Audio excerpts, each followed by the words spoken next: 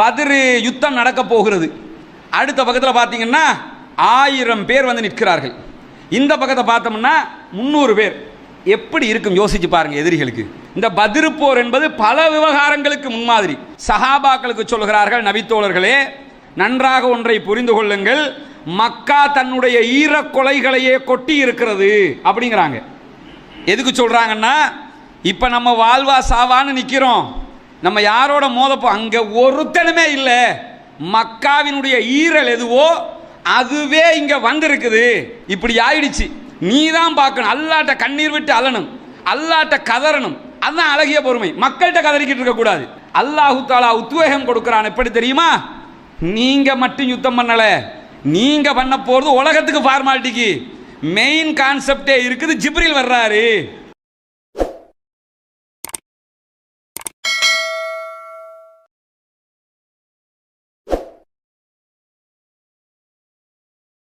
அஸ்ஸலாமு அலைக்கும் வரஹ்மத்துல்லாஹி வபரகாத்துஹு. இன்னல் ஹம்துலில்லாஹ் நஹ்மதுஹு வ நஸ்தஈனுஹு வ நஸ்தக்ஃபிருஹு வ நஊது பில்லாஹி மின் ஷுரூரி அன்ஃபுஸினா வ ஸய்யிஆத்தி அமாலினா மை யஹ்திஹில்லாஹு ஃபலா முதில்ல லஹு வ மை யுத்லில் ஃபலா ஹாதிய லஹு. அஷ்ஹது அல்லா இலாஹ இல்லல்லாஹ் வ அஷ்ஹது அன்ன முஹம்மதன் அப்துஹு வ ரசூலுஹு அம்மா பஅத். எல்லா புகழும் புகழ்ச்சியும் அல்லாஹ் ஒருவனுக்கே உண்டாகட்டுமாக.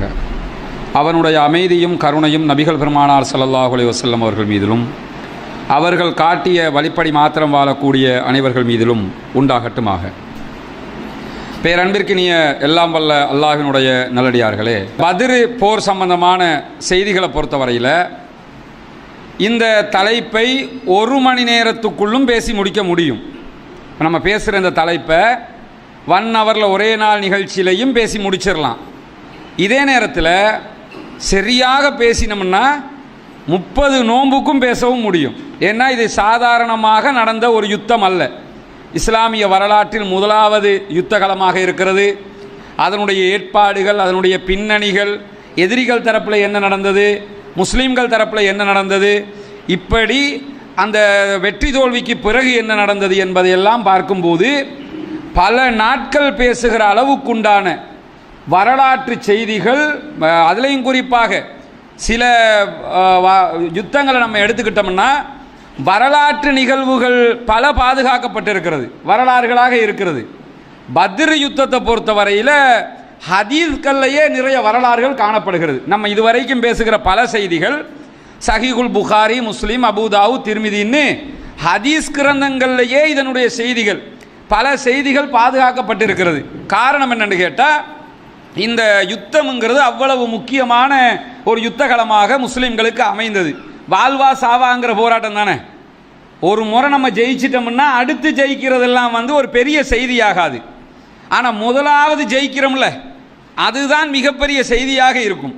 அந்த மாதிரி இது முதல் வெற்றிங்கிறதுனாலையும் முதல் போர்க்களம்ங்கிறதுனாலையும் அனைவருக்கும் அனைத்தும் புதுசுங்கிறதுனாலையும் முஸ்லீம்கள் மிகப்பெரியதொரு தர்ம சங்கடத்தை சந்திக்க வேண்டிய ஒரு யுத்தகலமாக இது காணப்பட்டது. நபிகள் நாயகம் ஸல்லல்லாஹு அலைஹி வஸல்லம் அவர்கள் தொழுது கொண்டிருக்கும் போது அபூ சுஃபியானுடைய ஆட்கள் என்று நினைச்சுக்கிட்டு ஒருத்தரை பிடிச்சி சஹாபாக்கள் என்ன செய்வாங்கன்னா அடித்து கேட்பாங்க.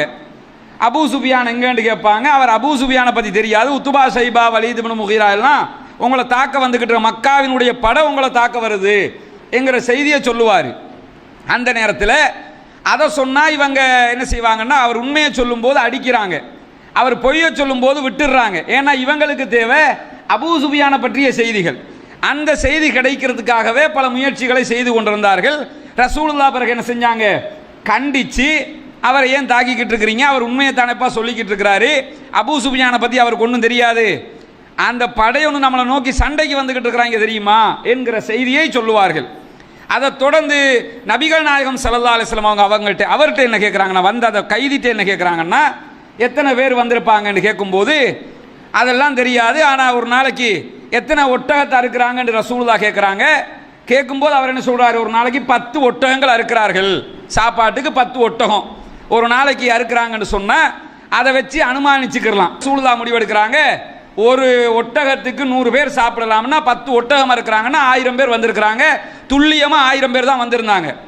1300 பேர் வந்தாங்க, 300 பேர் ரிட்டர்ன் போயிடுறாங்க, நாங்கள் யுத்தத்துக்கு வரலன்னு சொல்லி போயிடுறாங்க. இந்த நேரத்தில் நபிகள் நாயகம் ஸல்லல்லாஹு அலைஹி வஸல்லம் அவங்க அவர்கிட்ட இன்னொரு கேள்வியையும் கேட்குறாங்க. என்ன கேள்வி கேட்குறாங்கன்னா, வந்திருக்கிறதுல யார் யார் முக்கியமான ஆட்கள் யார் வந்திருக்கிறாங்க அதையும் கேட்கணும்ல.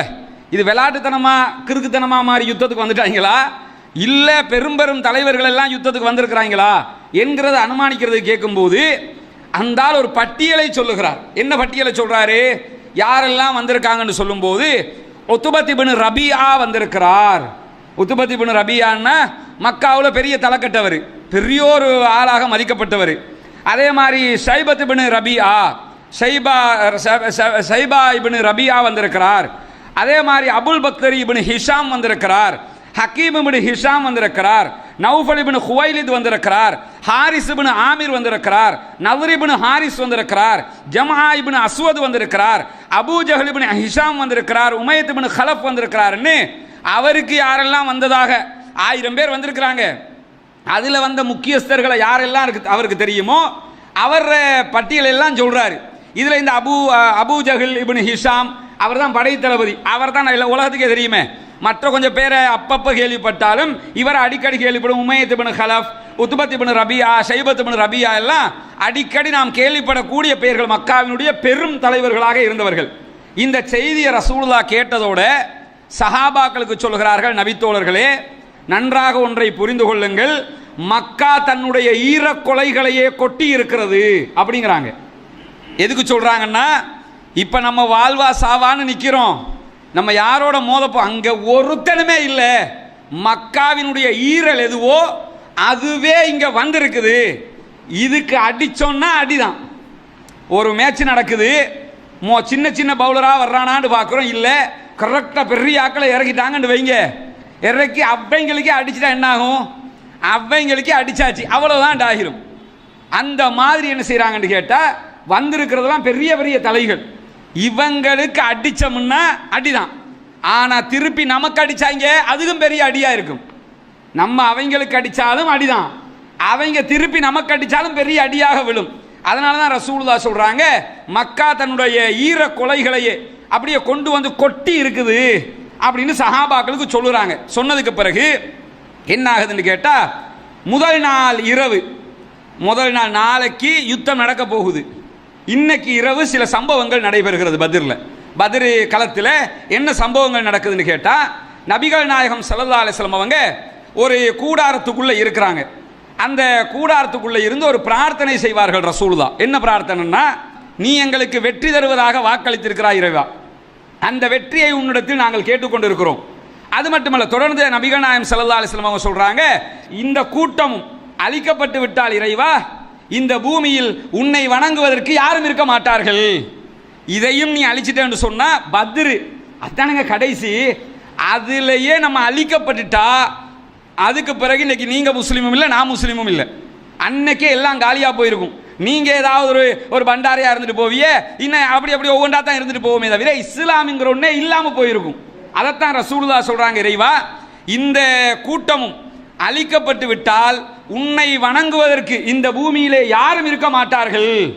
இந்த பிரார்த்தனையை தான் நம்ம எப்பயும் ஓதணும். இப்ப நம்ம சிலதை கண்ணால பார்க்கிறோம்ல, நம்ம ரசிக்கிற அளவுக்கு பலது நடந்துகிட்டு இருக்குதா இல்லையா இன்னைக்கு?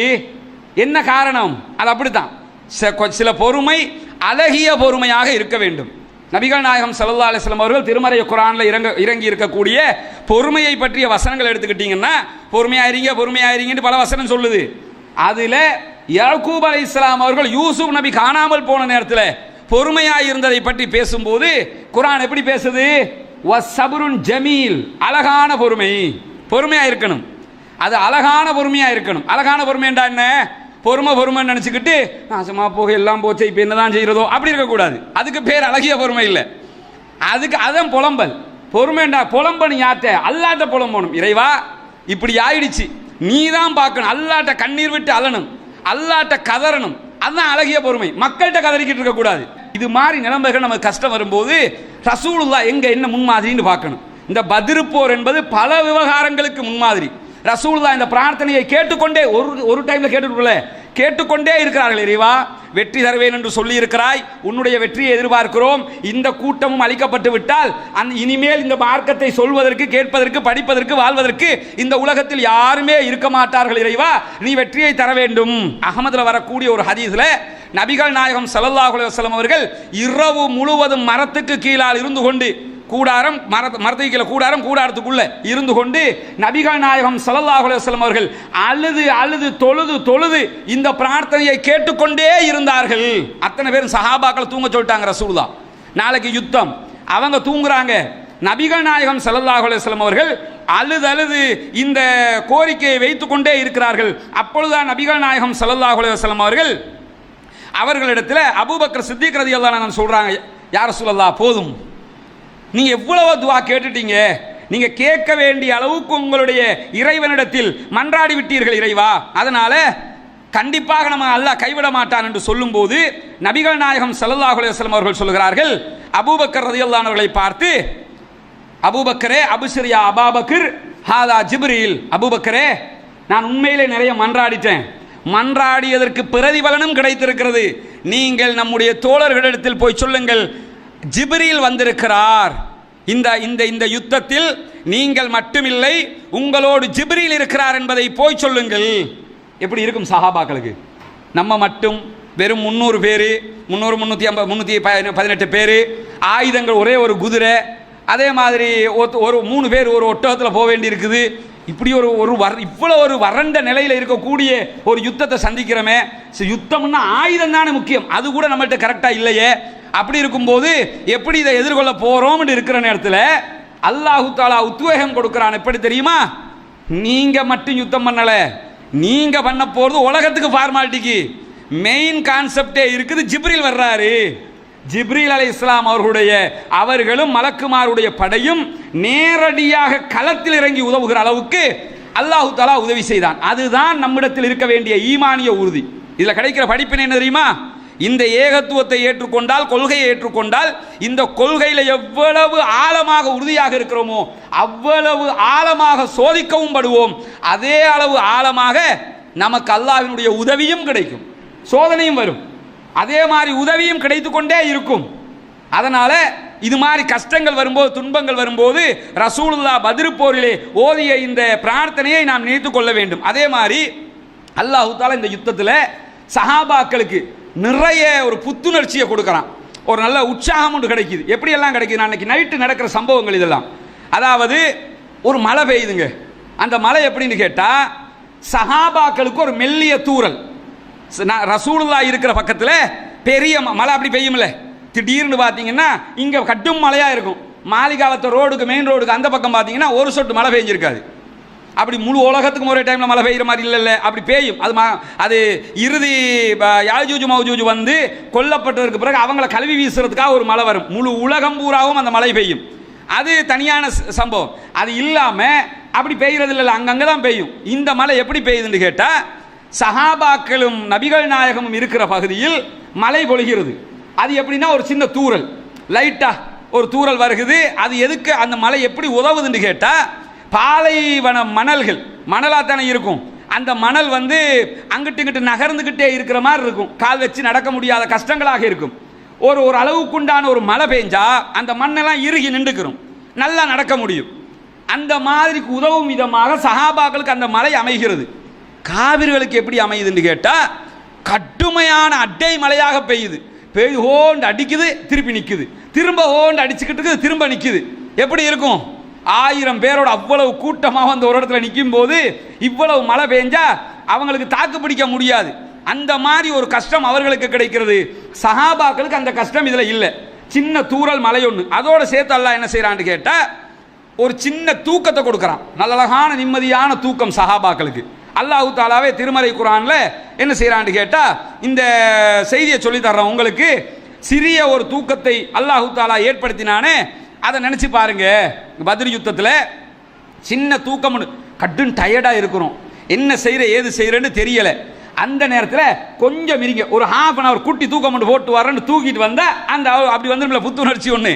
அது மாதிரியான ஒரு தூக்கத்தை அல்லாஹு தாலா இந்த யுத்தத்திலே சஹாபாக்களுக்கு கொடுக்குறான். கொடுத்ததுக்கு பிறகு இதெல்லாம் அன்றைய இரவிலே நடந்து கொண்டிருக்கும் போது ரசூலுல்லாஹி ஸல்லல்லாஹு அலைஹி வஸல்லம் என்ன செய்றாங்கன்னா சஹாபாக்களை அழைத்துக் கொண்டு நேரடி பத்ர் களத்திற்கு செல்கிறார்கள். இதெல்லாம் பத்ர் தான். நேரடி பத்ர் களத்திற்கு செல்கிறார்கள்.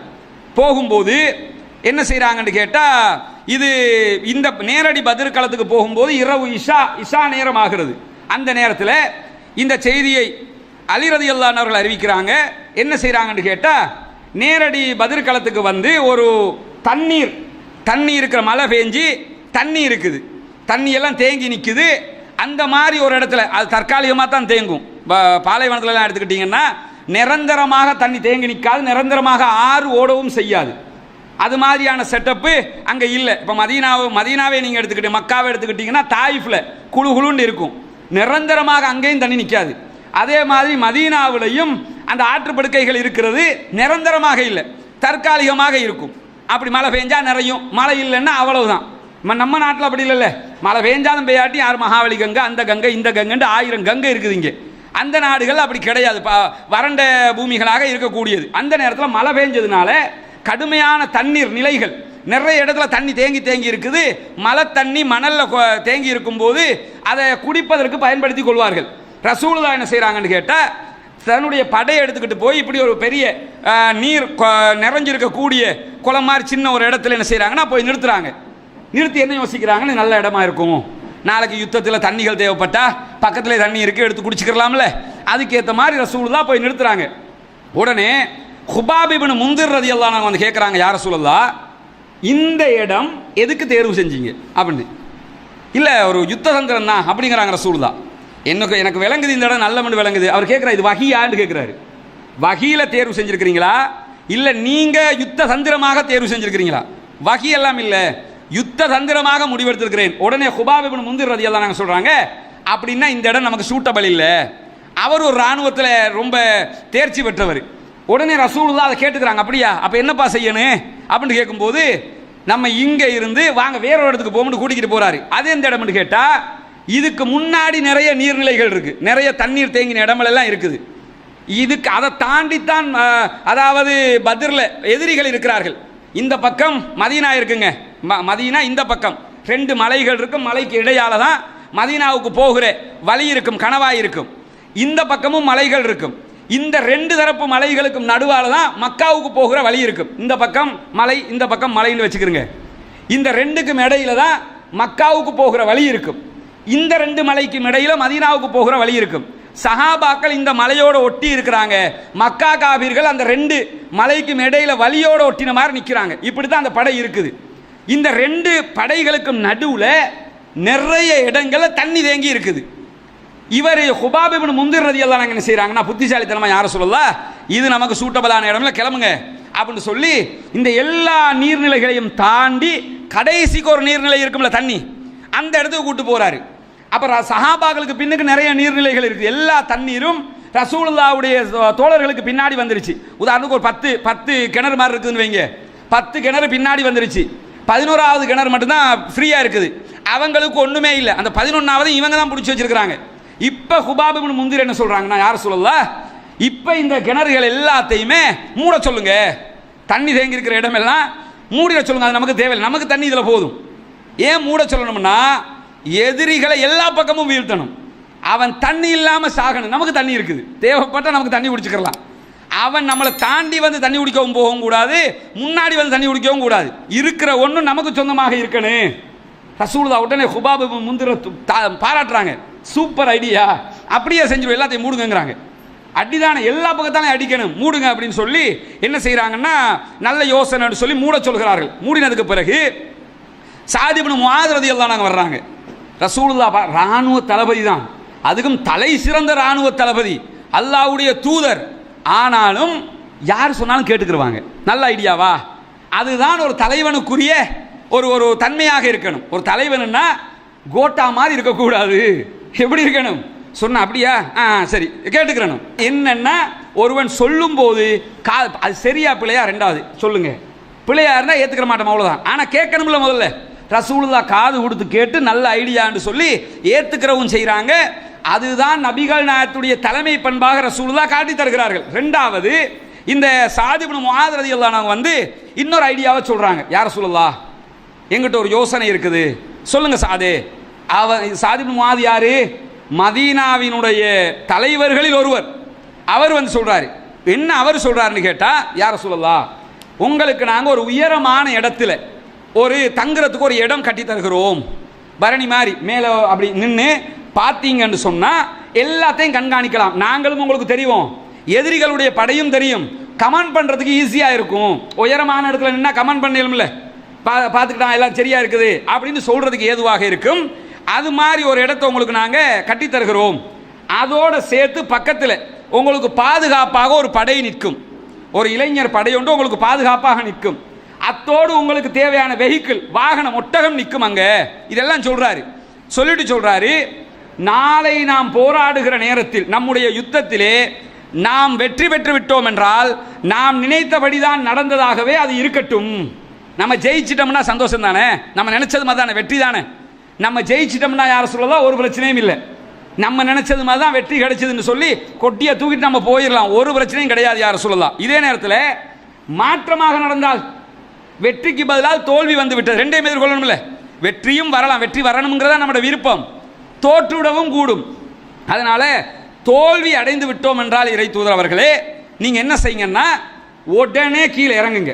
உங்களை சுற்றி இந்த படை இருக்கும், வாகனம் இருக்கிறது, எடுத்துக்கிட்டு கிளம்பி மதீனாவுக்குள்ள போயிருங்க. பின்னாடி அவங்களுக்கு பின்னாடி தான் மதீனா இருக்குது, மதீனாவுக்குள்ள நுழைஞ்சிருங்க. அங்கே நுழைஞ்சிட்டீங்கன்னு சொல்லி சொன்னால் அங்கே இன்னும் பல பேர் இருக்கிறார்கள். அவங்களுக்கு நீங்கள் யுத்தத்துக்கு தான் வந்திருக்கிறீங்கன்னு தெரியாது. அவர் சொல்கிறாரு, நீங்கள் யுத்தத்துக்கு தான் வந்திருக்கிறீங்கன்னு அவங்களுக்கு தெரியாது. யார சொல்லலாம், தெரிந்திருந்தால் உங்களை இப்படி விடவும் மாட்டார்கள். ஏன்னா ரசூலுல்லாஹ் வந்த இடத்துல யுத்தமாகிடுச்சு, ரசூலுல்லாஹ் பின்னுக்கு ஆக்கள் வாங்கன்னு கூப்பிடவும் இல்லை, வந்ததை சந்திக்கணும்னு நின்றுட்டாங்க. அப்போ அவர்களுக்கு தெரியாது யார சொல்லலாம், இந்த யுத்தம் முடிகிற வரைக்கும் அவங்களுக்கு தெரியாது பத்ர் நடந்தது, மதீனா மக்களுக்கே தெரியாது யுத்தம் நடந்தது என்பது. அப்போ அவங்களுக்கு தெரியாது.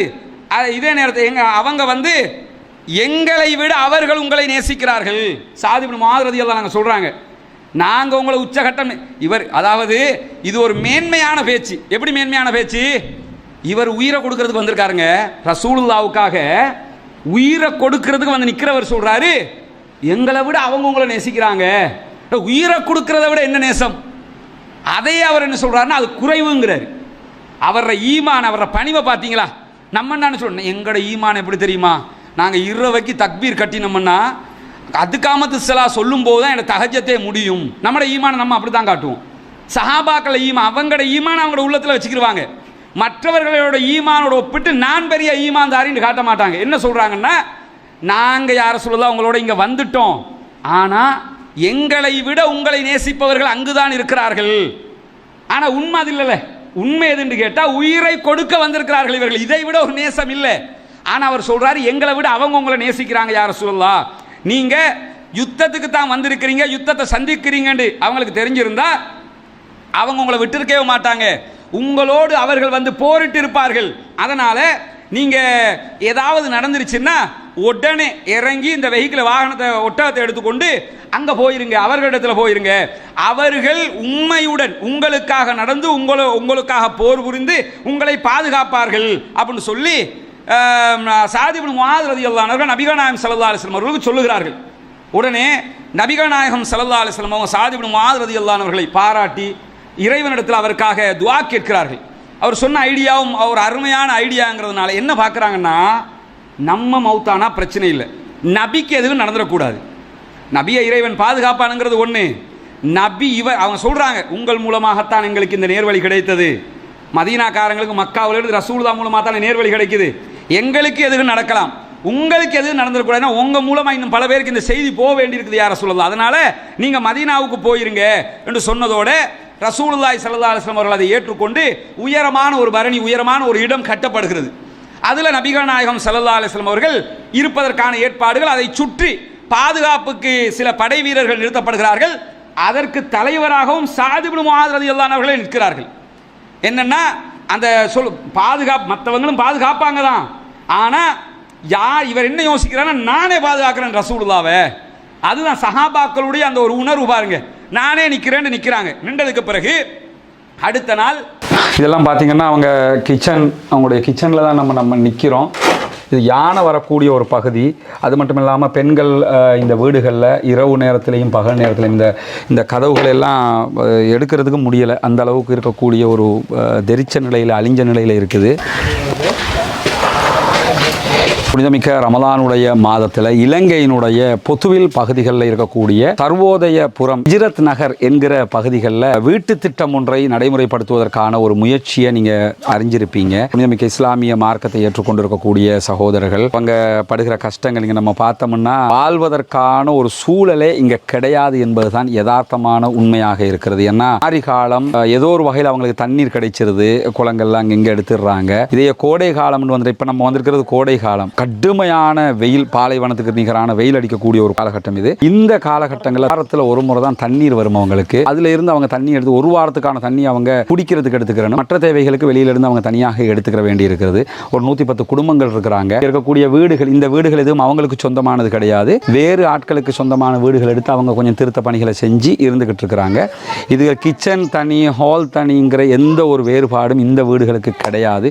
ரொம்ப ஒரு அடிமட்டத்தில் இருக்கக்கூடிய சகோதரர்கள். எனவே இந்த ரமலானுடைய மாதத்தில் அவங்களுக்கான உதவிகளை செய்வதின் ஊடாக, ஜக்காத்து தான தர்மங்களை கொடுப்பதின் ஊடாக நம்ம இந்த வீட்டு திட்டத்தை சக்ஸஸ்ஃபுல்லாக நடத்த முடியும். அப்படி நடத்துகிற நேரத்தில் கண்டிப்பாக அவர்கள் நிம்மதியாக வாழ்வதற்கான வாய்ப்பு அவர்களுக்கு கிடைக்கும் இன்ஷா அல்லாஹ். நபிகள் நாயகம் ஸல்லல்லாஹு அலைஹி வஸல்லம் அவர்கள் புனிதமிக்க ரமலானுடைய மாதத்திலே நிறைய தான தர்மங்களுக்கு நமக்கு வழிகாட்டி இருக்கிறார்கள். இஸ்லாம் நமக்கு 8 வகையாக பிரித்து ஜக்காத்தை 8 கூட்டத்துக்கு கொடுங்க என்கிற வாய்ப்பை தந்திருக்கு. எந்த பகுதிகளிலையும் ஏதாவது அந்த கூட்டத்தில் ஒரு சாரார் இருப்பாங்க. அதுலேயும் நமக்கு கிடைத்திருக்கக்கூடிய ஒரு வாய்ப்பு என்னென்னு கேட்டால், முஅல்லஃபத்துல் குலூப், உள்ளங்கள் ஈர்க்கப்படுகிற இந்த இஸ்லாத்தை நோக்கி வருகிற சகோதரர்களுக்கான ஒரு வாய்ப்பாக இது அமைந்திருக்கிறது.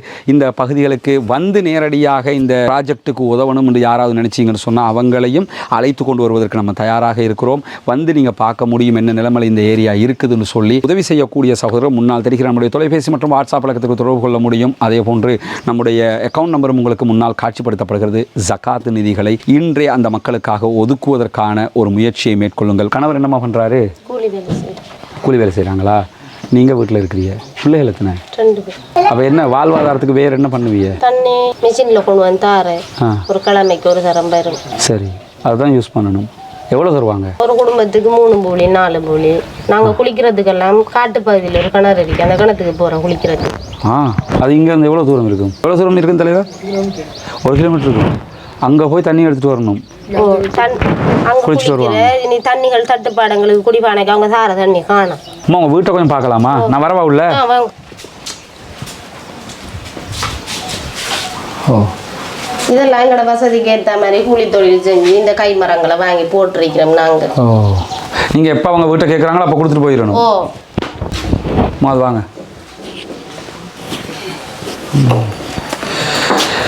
இதெல்லாம் பார்த்தீங்கன்னா அவங்களுடைய கிச்சனில் தான் நம்ம நிற்கிறோம். இது யானை வரக்கூடிய ஒரு பகுதி.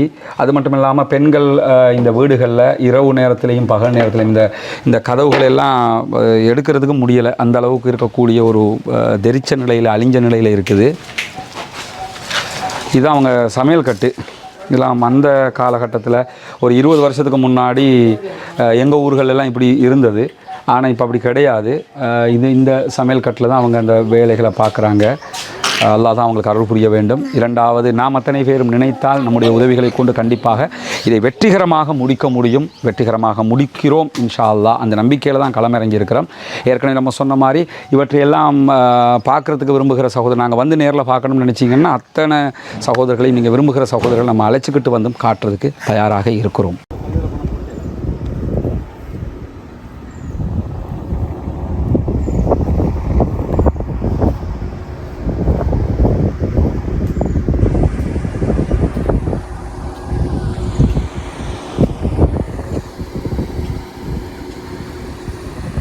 புனிதமிக்க ரமலானுடைய மாதத்தில் தற்போது நம்ம இஸ்லாத்தை ஏற்றுக்கொண்ட சகோதரர்களுக்கான 14 வீடுகள் கட்டுகிற பணியில் 5 வீடுகளை கட்டியிருக்கிறோம்ங்கிறது உங்களுக்கு தெரியும். கட்டி அவங்கள்ட்ட ஒப்படைச்சிட்டோம்.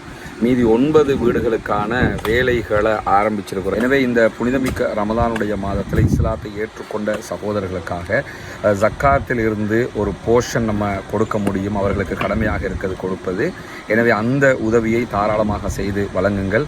இன்னும் சொல்லப்போனால் அந்த சகோதரர்களுக்கு நீங்கள் ஜக்காத்தில் இஸ்லாத்தை ஏற்றுக்கொண்டவர்களுக்குரிய பங்காகவும் அவர்களுக்கு உதவ முடியும், மிஸ்கீன்களுக்குரிய பங்காகவும் உதவ முடியும், ஃபக்கீர்களுக்குரிய பங்காகவும் அவர்களுக்கு உதவ முடியும். இந்த 3 கேட்டகரிக்குள்ளேயும் வரக்கூடிய மக்களாகத்தான் அவங்க இருக்கிறாங்க. எனவே உங்களால் முடிந்த உதவிகளை, தான தர்மங்களை இதற்காக வாரி வழங்குமாறு அன்பாக கேட்டுக்கொள்கிறேன். நம்ம ஆரம்பிச்சிருக்கக்கூடிய இந்த பணி நம்ம தான் முடிக்கணுங்கிற வகையில் உங்களால் எவ்வளவு முடியுமோ அவ்வளவு உதவிகளை இதற்காக வாரி வழங்குங்கள். யுத்த களம், பத்ர் யுத்தம் நடக்க போகிறது.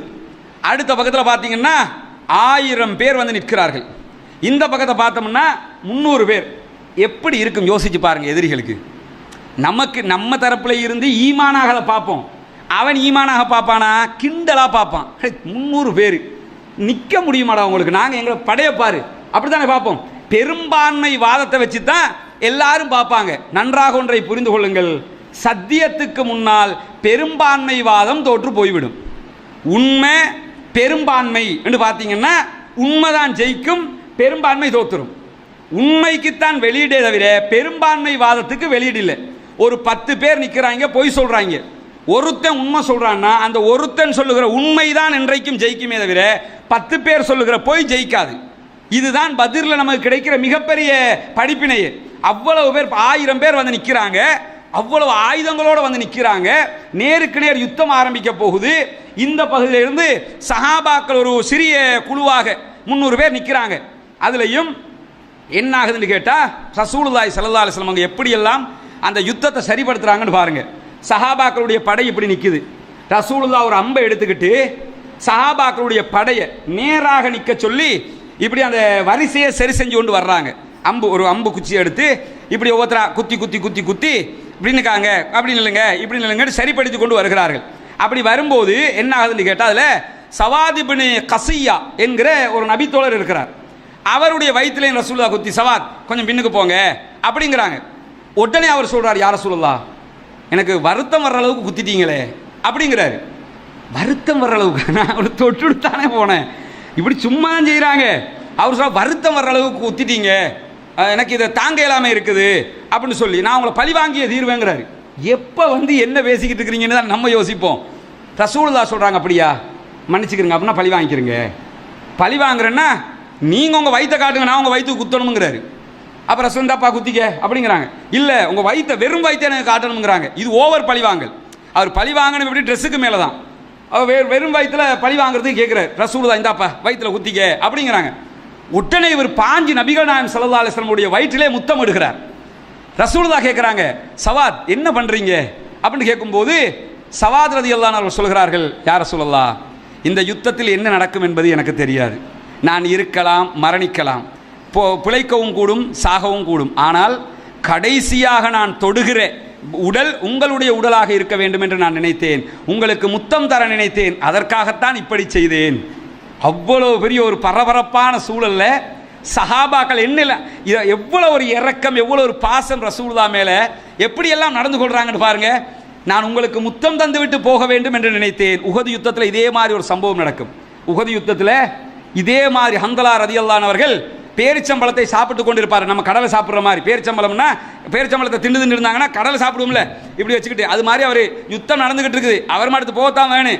அப்படி சாப்பிட்டுக்கிட்டு ரசூலுல்லாஹ்க்கு பக்கத்தில் நிற்கிறாரு. நம்ம பரிபாசையில் அதை நீங்கள் யோசிச்சு பார்க்கணும், அப்போ தான் ரியாலிட்டியாக விளங்கும். அப்படி சாப்பிட்டுக்கிட்டு இருக்கிறாரு. ரசூலுல்லாஹ் சொல்கிறாங்க, இந்த யுத்தத்தில் உஹது மலைக்கு பின்னால் இருந்து சொர்க்கத்தினுடைய வாடையை நான் நுகர்ந்து கொண்டு இருக்கிறேன் அப்படிங்கிறாங்க. அப்படின்னா என்ன அர்த்தம்னா, இதில் கொல்லப்படுபவர்களுக்கு சொர்க்கம் என்கிற செய்தியைத்தான் சொல்லாமல் சொல்கிறார்கள் ரசூலுல்லாஹ். உடனே ஹந்தலா ரலியல்லாஹு அன்ஹு அவர்கள் கேட்கிறார்கள், யார் ரசூலுல்லாஹ், இப்படி சாப்பிட்டுக்கிட்டு கேட்குறாரு, இதில் நான் செத்தா சொர்க்கம் கிடைக்குமான்னு கேட்குறாரு. அப்படி நம்ம அதை பெரிய சீரியஸாக யோசிக்கிற ஒரு விஷயம் அல்ல, நார்மலாக தான் கேட்குறாரு. சாப்பிட்டுக்கிட்டே நான் செத்தா சொர்க்கம் கிடைக்குமான்னு. ஆமாம் கண்டிப்பாக கிடைக்கும்ங்கிறாங்க. சாப்பிட்ட பேரிச்சம்பழத்தை தூக்கி போடுறாரு, வாள் எடுக்கிறாரு, போகிறார், யுத்தத்திற்கு போகிறார். அந்த யுத்தத்திலே கொல்லப்படுகிறார். ஹந்தலா ரலியல்லாஹு அன்ஹு அவர்கள் முதல் நாள் தான் திருமணம் முடித்திருப்பார்கள். பத்ர் உஹது யுத்தத்தில் ஹந்தலாவுடைய பகுதி ஒரு சிறப்பான பகுதி, அதை பேசுவோம் இன்ஷா அல்லாஹ். இதே மாதிரி சம்பவம் தான் அங்கேயும் நடக்கும். இது யுத்த காலத்தில் நடக்கக்கூடிய சுவாரஸ்யமான பகுதிகள். இதே நேரத்தில் அத்தை படையெல்லாம் ரசூலுல்லாஹ் சரி செஞ்சிட்டாங்க. சரி செஞ்சதுக்கு பிறகு எதிரிகளுடைய படையும் நிற்கிறது. ரெண்டு பக்கமும் முகத்தை பார்த்துக்கிட்டு நிற்கிறாங்க. இப்படி 1 to 1 நேருக்கு நேர் சண்டை ஆரம்பிக்க போகிறது. முதல் சண்டை என்னன்னா இப்படி தான் ஆரம்பிக்கும், நேருக்கு நேர் அடிச்சு கொள்ளணும். அதுக்கு பிறகு தான் சண்டை ஆரம்பிக்கும். அடிக்கிற நேரத்தில் காவிர்களில் பக்கத்துல இருந்து 3 பேர் வந்து நிற்கிறாங்க யுத்தத்துக்கு. 3 பேர் நாங்கள் தான் 1 to 1 வரப்போகிறோம் அப்படின்னு சொல்லி வந்து நிற்கிறாங்க. யார் வர்றா? உத்பத் இப்னு ரபியாவும் அவருடைய பிள்ளைகள் 2 பேரும் வர்றாங்க. ஒரே குடும்பத்தில் 3 பேர் வர்றாங்க. திமிருட உச்சகட்டம் இவங்களுக்கு. சாகரத்துக்கு முழு குடும்பமும் ஒரே நேரத்தில் முழுக்கு போட்டு வந்தது இவங்க தான். எப்படி? நான் ஏண்ட 2 பிள்ளைகள் சொல்லிட்டு வர்றான், நாங்கள் போய் பார்த்துக்குறோம் முகமது அப்படின்னு சொல்லிட்டு உத்பத் இப்னு ரபியாவும் அவருடைய 2 பிள்ளைகளும் பெரும் வீரர்கள். அவங்க வந்து முன்னுக்கு நிற்கிறாங்கன்னா திமிரு ஒன்று இருந்தது. ஆனால் மக்காவுடைய வீரர்கள் என்று எடுத்துக்கிட்டிங்கன்னா பெரிய வீரர்கள் போட்டு சாத்திக்கிட்டு போய்கிட்டே இருப்பாங்க. வீரம்னா எப்படி? நமக்கு அந்த அந்த வாழையெல்லாம் தொட்டு நீங்கள் மக்காவுக்கு போனீங்கன்னா உம்ரா கட்சிக்கு போவியல்ல, போனால் மக்கா மியூசியம் இருக்குது. மக்கா மியூசியம், மதீனாவில் மதீனா மியூசியம் இருக்குது. இந்த 2 மியூசியம் இதை தாண்டி உங்களுக்கு போக முடியும். பத்ரு அங்கெல்லாம் மியூசியங்கள் தனித்தனியாக இருக்குது.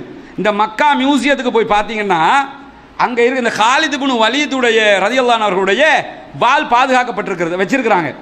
அந்த வாழையெல்லாம் பார்த்தோம்னு வைங்க, நம்ம ஒரு 3 பேர் சேர்ந்து தூக்கணும். அதை நம்ம எல்லாம் அரபுகளுக்கு இப்போ இருக்கிற அரபுகளை அந்த அளவுக்கு எடுப்பாங்களான்னு தெரியல. இப்போ அவங்களும் அந்த வாளுகளை வச்சு அந்த இப்போ வந்து சீரியஸ் யுத்தம் இல்லைல்ல.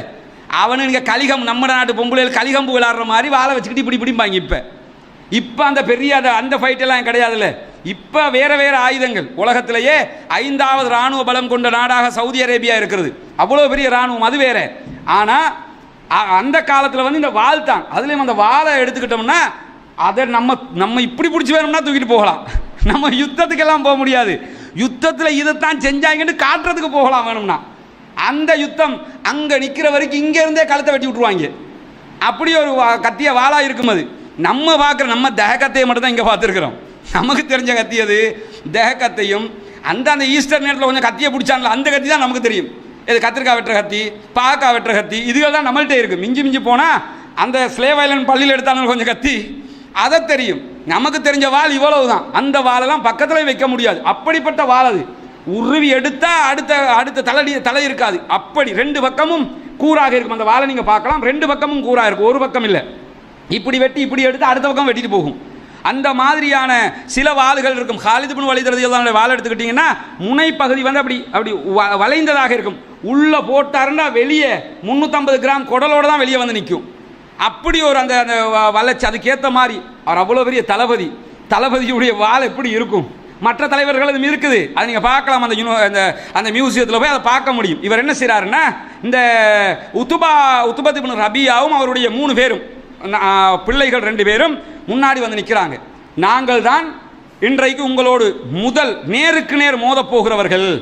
அப்போ உடனே சஹாபாக்கள் முஸ்லீம்கள் தரப்பில் இருந்து அவுஃப் இப்னு ஹாரிஸ் ரலியல்லாஹு அவர்கள், முஅவ்வித் இப்னு ஹாரிஸ் ரலியல்லாஹு அவர்கள், அப்துல்லாஹ் இப்னு ரவாஹா ரலியல்லாஹு அவர்கள், இந்த 3 பேரும் போகிறார்கள். இவங்களும் சாதாரணமான ஆட்கள் இல்லை. மதீனாவில் பெரிய தலைகள், மதீனாவில் பேர் சொல்லுகிற மிகப்பெரிய வீரர்கள். மதீனாக்காரங்க சாஃப்டாக இருப்பாங்க, அது வேற. அது எப்போ வளமையில் சண்டைண்டு வந்து அது வேற. சண்டையில் ரசூலுல்லாஹ்வுடைய படைக்கு பக்கபலமாக இருந்தவர்கள் சாதாரணமானவர்களா? அவங்க போய் நிற்கிறாங்க. நிற்கும்போது அந்த உத்பத் இப்னு ரபியா கேட்குறான், நீங்கள் யார் அப்படின்னு கேட்குறான். ஒன்று நீங்கள் யாருன்னா முகத்தை பார்த்துக்க, முகத்தை மறைச்சிருப்பாங்க. இப்படி அது அடுத்த குரூப் டைம் அப்படி கேட்பாங்க, நீங்கள் யாருன்னு. தெரிஞ்சவங்கள்ட்டே கேட்பாங்க, மாஸ்க் போட்டிருந்தா கேட்போம்ல நீங்கள் யாருன்னு. அது மாதிரி யுத்தத்தில் அப்படி தான் இருப்பாங்க, கவர் பண்ணி கொண்டு கேட்குறான் நீங்கள் யாருன்னு. சொல்லும்போது வந்தவங்க சொல்கிறாங்க, நான் அவுஃப் இப்னு ஹாரிஸ், முஅவ்வித் இப்னு ஹாரிஸ், அப்துல்லாஹ் இப்னு ரவாஹா. இந்த பேரை கேட்டதே இல்லையே, நாங்கள் மதீனாக்காரங்க. அப்போ உடனே அவர் சொல்கிறார், அந்த யுத்தத்தில் ஒரு தர்மம் இருக்குது. அவர் சொல்கிறாரு, நீங்கள் எங்களுக்கு ஈக்குவலான ஆட்கள் தான், அதை நாங்கள் மறுக்கலை. நீங்கள் யாருன்னு சொல்லலை, அவர் நீங்களாம் எங்களுக்கு தகுதி இல்லைன்னு சொல்லலை. நீங்கள் யுத்தம் செய்வதற்கு தகுதியான தலைவர்கள், அதை நாங்கள் மறுக்கலை. ஆனால் உங்களுக்கும் எங்களுக்கும் சண்டையே கிடையாது. நாங்கள் உங்களோட சண்டை பிடிக்க வரவும் இல்லை. நாங்கள் வந்தது என் சித்தப்பா மகனோட, பெரியப்பா மகனோட, மாமா மகனோட, மருமகனோட, மச்சானோட, சித்தப்பனோட, எங்கள் உறவுகளோட சண்டை பிடிக்கிறதுக்கு வந்திருக்கிறோம். உங்களுக்கும் எங்களுக்கும் சண்டையே இல்லை ராஜா, நீங்கள் ஒதுங்குங்க அப்படிங்கிறான். சொன்னதோட சொல்லிட்டு சொல்கிறான், முகம்மதே உங்களுடைய படையிலிருந்து எங்கள் இனத்தை சேர்ந்தவர்கள் இருந்தால் அனுப்புங்கள். எப்படி பேச்சு? எங்கள் இனத்தில் இருந்த அரபுகள் குறைஷிகள் இருந்தால் அனுப்புங்க அப்படிங்கிறான். ரசூலுல்லாஹ் ஒரு நிமிஷம் கூட வெயிட் பண்ணலை. உடனே என்ன செய்கிறாங்கன்னா சஹாபாக்களை பார்த்து நபிகள் நாயகம் ஸல்லல்லாஹு அலைஹி வஸல்லம் சொல்கிறாங்க, ஹம்சா எலும்புங்கிறாங்க. முதல் அடி ஹம்சா எழும்புங்க. இந்த ஹம்சா யார் தெரியுமா? இவர் இந்த ஹம்சா ரதியல் உமர் ரதியல்லாஹு வீரத்தை பார்த்துருப்போம், ஒருத்தர் வரலாறு பார்த்துருப்போம். ஹம்சா ரதியல்லாஹுங்களை பொறுத்த வரையில் போதையிலேயே 2 ஒட்டகத்தை வெட்டுவார் அவர். நபிகள் நாயகம் ஸல்லல்லாஹு அலைஹி வஸல்லம் அவங்க அலி ரதியல்லாஹு அவங்களுக்கு அலி ரதியல்லாஹு அன்ஹு திருமணம் முடிச்சாங்க ஃபாத்திமாவை. முடிச்சதுக்கு பிறகு வலிமா கொடுக்கல. வலிமா கொடுக்கறதுக்கு அவருக்கு வாய்ப்பு இருக்கல. இதுஹிர் என்ற ஒரு புல்லு வகை இருந்துச்சு அங்கே, ரொம்ப பெருமதியான புல்லு. அந்த புல்லை விற்பனைக்கு கொண்டு போய் போடுவாங்க ஆடு மாடு ஒட்டகத்துக்கு. அவர் புல்லு வியாபாரம் பண்ணிக்கிட்டு இருந்தார். இந்த புல்லை விற்று அதில் கிடைக்கிற வருமானத்தில் இருந்து நம்ம வலிமாவை கொடுப்போம் அப்படின்னு அவர் என்ன செஞ்சுருந்தார்னா ஏற்பாடு பண்ணியிருந்தார். நம்ம காலத்தில் மாறில்லை.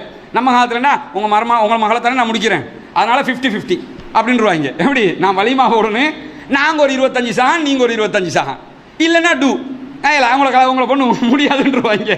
அது மாதிரி இல்லாமல் என்ன செய்கிறாங்கன்னு கேட்டால், நான் வலிமா கொடுக்கணும், வாய்ப்பு இல்லை, இதுக்கு புல்லை விற்று வலிமா கொடுப்போம்னு புல்லை கொண்டு போய் வியாபாரத்துக்கு போட்டு சந்தையில் 2 ஒட்டகம் வேறு இருக்குது அவருக்கு. அந்த ஒட்டகமும் பெரிய அது வயசான ஒட்டகம் வேறு வச்சுக்கிட்டு அதான் அவர்கிட்ட இருக்குது, வச்சுக்கிட்டு நிற்கிறாரு.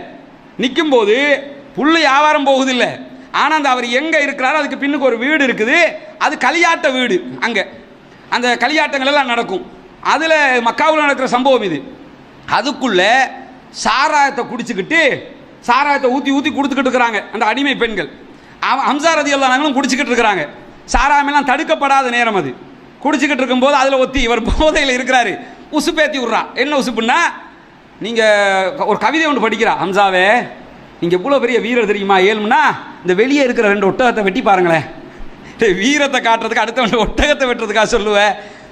அவரும் என்ன செஞ்சிட்டாரு, அப்படியா சொல்லிட்டு வீரன் தானே இந்தா போகிறேன். நான் ஒட்டகத்தை வெட்டுறதுங்கிறது சாதாரணமாக ஒட்டகத்தை எப்படி அறுப்பாங்க, குத்தி தான் விடுவாங்க கழுத்துக்கு. ஒட்டகத்தை அறுக்கும்போது ஒட்டகத்துக்கு கழுத்தில் குத்தி விடுவாங்க. அதுதான் ஒட்டகத்தை அறுக்கிறதுங்கிற. குத்தி முடியாது, ரத்தம் பீரிட்டுக்கு விழும், அதுக்கு பிறகு தான் மற்றதெல்லாம். அப்போ அந்த அது உயரமாக இருக்கும். எல்லாருமே நம்ம இங்கே ஒரு புச்சர் மாடு வெட்டுறவர் இருப்பார். இந்த பாரு நான் ஒட்டகத்தை வெட்டுறேன்டா, முதுகுல எட்டி உதஞ்சி விட்டுரும், அவ்வளோதான். இங்கே மாடு வெட்டி நாக்களெல்லாம் பேசிட்டு ஒட்டகம் வெட்ட போகக்கூடாதாங்க.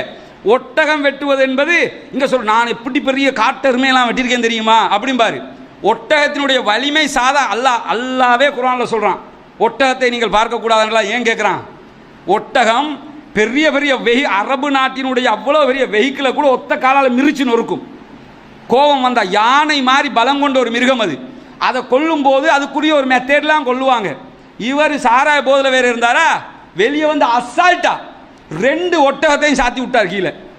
அவ்வளோ பெரிய வீரர் அவர். அவருக்கு பேசிட்டோம்னா அந்த வீரத்தில் எதையும் செய்யக்கூடிய அளவுக்கு, அதாவது ஹம்சா ரதியல்லாஹு அன்ஹு, உமர் இப்னு கத்தாப் ரதியல்லாஹு அன்ஹு, அலி இப்னு அபி தாலிப் ரதியல்லாஹு அன்ஹுலாம் வீரத்துக்கே பெயர் போனவர்கள். அவரை ரசூலுல்லாஹி ஸல்லல்லாஹு அலைஹி வஸல்லம் சொல்றாங்க. அவன் கேட்குறான், மக்காவில் இருந்து எங்கள் இனத்தில் இருந்து குறைஷி குலத்தில் இருந்து ஆள் வேணும். அது குட்டு வாங்கினாலும் மோதிர கையால் குட்டு வாங்கணும்னு சொல்லுவாங்கல்ல, அது மாதிரி ஒரு குரூப் அவங்க. நாங்கள் அடி வாங்கினாலும் யார்கிட்ட இருந்து அடி வாங்கணும், எங்கள் ஆக்கிட்ட இருந்து அடி வாங்கணும்னு நினைச்சாங்க. ரசூலுல்லாஹ் ஒரு நிமிஷமும் யோசிக்காம சொன்னாங்க, ஹம்சா எழும்புங்கன்னாங்க. ஹம்சா ரதியல்லாஹு அன்ஹு எழும்புகிறார்கள். அலி எழும்புங்கங்கிறாங்க. அலி ரதியல்லாஹு அன்ஹு எழும்புகிறார்கள். உபைத் இப்னு ஹாரிஸ் எழும்புங்கங்கிறாங்க. உபைத் இப்னு ஹாரிஸ் ரதியல்லாஹு அன்ஹு எழும்புகிறார்கள். இதெல்லாம் யார் தெரியுமா? நபிகள் நாயகத்துடைய நெருங்கிய உறவுகள். ரசூலுல்லாஹ் வேற யாரையும் முன்னுக்கு போடலை. உனக்கு ஆள் தானே வேணும், இந்த ஹம்சாவை எடுத்துக்க, அலி போங்க, மர்மயம் போங்க, உபைத் இப்னு ஹாரிஸ் போங்கன்னு சொல்லி 3 பேரையும் அனுப்புகிறார்கள். 1 to 1 ஹம்சா ரதியல்லாஹு அன்ஹு அவர்கள் உத்பத் இப்னு ஷைபாவோடு மோதுகிறார்கள். அலி ரதியல்லாஹு அன்ஹு அவர்கள் உத்பத் இப்னு ஷைபாவுடைய மகன் ஷைபாவோடு மோதுகிறார்கள். உபைத் இப்னு ஹாரிஸ் ரதியல்லாஹு அன்ஹு அவர்கள் வலீதோடு மோதுகிறார்கள். 3 பேரும் 3 பேரோட மோதுறாங்க. அந்த யுத்தம் இந்த ஹதீஸ்ல எல்லாம் நம்ம பார்த்தோம்னு சொல்லி சொன்னா, இந்த மோதல், அதாவது ஹம்சா ரதியல்லாஹு அன்ஹு அவர்கள் உத்பாவை அந்த அந்த ஹதீஸை கொஞ்சம் பார்க்கும்போது என்ன விளங்குதுன்னா, கொல்லுவதற்கு ஒரு 2 நிமிஷம் கூட டைம் எடுத்துருக்க வாய்ப்பில்லை. போய் முடிய ஒரு வெட்டு தான். அவன் வெட்ட நினைக்கல, இவர் வெட்டிடுறாரு. உத்பா ஆல் அவுட் அந்த இடத்துலயே. அதே மாதிரி அலி ரலியல்லாஹு அன்ஹு அவர்கள் ஷைபாவை ஒரே வெட்டில் வெட்டுகிறார்கள். எப்படி இருக்கும் மக்கா காவிர்களுக்கு? பெரிய வீரம் பேசின, என்ன பேச்சலாண்டா பேசினிய? ஒரே வெட்டில 2 பேரும் சாய்க்கப்படுகிறார்கள். உபைதா ரலியல்லாஹு அன்ஹு வெட்டும் போது என்ன ஆகுதுன்னு கேட்டா, வலீதும் முந்திக் கொள்கிறார், உபைதாவும் முந்திக் கொள்கிறார்கள். 2 பேருக்கும் வெட்டுப்படுகிறது. உபைத் இப்னு ஹாரிஸ் ரலியல்லாஹு அன்ஹுடைய காலில் வெட்டுப்பட்டு உடனே உபைத் இப்னு ஹாரிஸ் ரலியல்லாஹு அன்ஹு கீழே விழுகிறாங்க. விழும்போது மற்ற 2 பேரும் இருக்கிறாங்களா, ஹம்சா ரலியல்லாஹு அலி ரலியல்லாஹு அன்ஹு, அடுத்த நிமிஷம் அங்க 2 பேரையும் போட்டு அடுத்த நிமிஷம் இங்க என்ன செய்யறாங்கன்னு கேட்டா, வலீதை பாய்ந்து வெட்டுகிறார்கள். 3 பேரும் ஆல் அவுட். ஒரே இடத்துல 3 பேரும் மரணிக்கிறார்கள். மரணிச்சதோட உடனே உபைத் இப்னு ஹாரிஸ் ரலியல்லாஹு அன்ஹுவை தூக்கி கொண்டு அலி ரலியல்லாஹு அன்ஹு, ஹம்ஸா ரலியல்லாஹு அன்ஹுவும் பின்னால் வர்றாங்க. தங்களுடைய படைக்கு வந்து சேர்கிறார்கள். முதல் யுத்தத்தின் ஆரம்பமே அமர்க்களமாக இருக்கிறது. எதிரிகள் துவம்சம் செய்யப்படுகிறார்கள். இந்த உபைத் இப்னு ஹாரிஸ் ரலியல்லாஹு அன்ஹு அவர்கள் பத்ர் போர் முடிந்து 4வது அல்லது 5வது நாள் மதீனாவுக்கு போகிற வழியில் மரணிப்பாங்க. அந்த வெட்டு காயம் கடுமையான காயமாக போயிடும். தாங்க முடியாமல் மௌத்தா போயிடுவாங்க. அது சஹாபாக்களுக்கு மத்தியிலெல்லாம் பெரிய ஒரு உணர்வலையை ஏற்படுத்திடும். ஏன்னா முதலாவது போனவங்க, வீரமாக நின்று போராடினவங்க, அதுக்கு பிறகு அவங்க அந்த பத்ர் போர் களத்தில் வச்சு அவங்க மௌத்தாகலை. பத்ர் போரில் போராடினாங்க, எல்லாம் செஞ்சாங்க. போகிற வழியில், மதீனாவுக்கு ரிட்டர்ன் போகிற வழியில் உபைத் இப்னு ஹாரிஸ் ரலியல்லாஹு அன்ஹு மரணிக்கிறார்கள். அலி இப்னு அபீ தாலிப் ரலியல்லாஹு அன்ஹு சொல்கிறாங்க, குர்ஆனில் 22வது அத்தியாயத்தில் 19வது வசனம் என்னன்னு கேட்டால், இந்த தங்களுடைய மார்க்க விஷயத்தில், இறைவனுடைய மார்க்க விஷயத்தில் சண்டையிட்டு கொண்ட 2 பிரிவினர்கள் என்று அல்லாஹ் தஆலா பேசுவான். இந்த வசனத்தை சொல்லி காட்டி அலி இப்னு அபீ தாலிப் ரலியல்லாஹு அன்ஹு சொல்கிறாங்க, இந்த வசனம் எதற்காக இறங்கியது என்றால், ஷைபத் இப்னு ரபியா, உத்பத் இப்னு ரபியா, வலீத் இப்னு உத்பா ஆகியோரை கொன்ற அந்த சம்பவம் தொடர்பாகத்தான் இந்த வசனம் இறங்கியது. அந்த இடத்துல தான் இதற்காக வேண்டித்தான் அல்லாஹ் தஆலா இந்த வசனத்தை இறக்குவான். இப்போ 2 படையும் மோதிக்கொண்டது. அவர்களுடைய முதல் 3 பேரும் ஒரே இடத்தில் மரணிக்கிறார்கள். நம்முடைய தரப்பு 3 பேரும் ரிட்டர்ன் வர்றாங்க. வந்ததுக்கு பிறகு என்ன ஆகுதுன்னு கேட்டால், நபிகள் நாயகம் ஸல்லல்லாஹு அலைஹி வஸல்லம் ஒரு கமெண்ட் பண்ணுறாங்க, ஒரு உத்தரவு சொல்கிறாங்க. என்ன உத்தரவுன்னு கேட்டால், மேலே நின்று சொல்கிறாங்க, என்னுடைய இறுதியான கட்டளை வராத வரைக்கும் நீங்கள் யுத்தத்தை ஆரம்பிக்கக்கூடாது. நான் சொன்னதுக்கு பிறகு யுத்தத்தை ஆரம்பிங்க. அவங்க என்ன செஞ்சாலும் பரவாயில்லை. என்ன அப்படி உசுப்பேற்றிக்கிட்டு இருக்கிறாங்க யுத்தத்தை, அவங்க அவ்வளவு சூடாக்கி கொண்டிருக்கிறாங்க. அவர்கள் நான் சொல்லாத வரைக்கும் நீங்களாக யுத்தத்தை ஆரம்பிக்கக்கூடாது. இதே நேரத்தில் அவர்கள் உங்களை நெருங்கி வரும்போது தான் அம்பையை ஆரம்பிக்க வேண்டும். அதுவும் எல்லா அம்பையும் எய்து விடக்கூடாது. கொஞ்சம் தான் நம்மகிட்ட வெப்பன்ஸ் இருக்குது. அடிக்கிற ஒன்று கூட வேஸ்ட் ஆகக்கூடாது. அடித்தா அதில் ஒரு காரியம் நடக்கணும் நமக்கு. அதனால் எல்லா அம்புகளையும் வேஸ்ட் ஆக்கிறாதீங்க என்று சொல்லிட்டு, உங்களை அவர்கள் சுற்றி வளைத்து சூழ்ந்து கொள்ளாத வரைக்கும் நீங்கள் உங்களுடைய வாள்களை வெளியே எடுக்கக்கூடாது. வாள் சண்டையெல்லாம் எப்போ வரணும், கடைசிக்கு சொல்கிறாங்க. வாள் சண்டை எப்போ ஆரம்பிக்கணும்னா, சுற்றி வளைத்ததற்கு பிறகுதான் உங்களுடைய சண்டையை நீங்கள் ஆரம்பிக்க வேண்டும் என்று நபிகள் நாயகம் ஸல்லல்லாஹு அலைஹி வஸல்லம் அவர்கள் சொல்லுகிறார்கள். இன்ஷா அல்லாஹ் நாளைய தொடரில் அந்த சுற்றி வளைப்பு எப்படி இருந்தது, சண்டை உள்ளுக்குள்ளே எப்படி நடந்தது, யார் யார் எந்த இடத்தில் எப்படி கொல்லப்பட்டார்கள் என்கிற தொடர்பான செய்திகளை பார்ப்போம். சுப்ஹானக்கல்லாஹு வ பிஹம்திக அஷ்ஹது அல்லா இலாஹா இல்லா அன்த அஸ்தக்ஃபிருக்க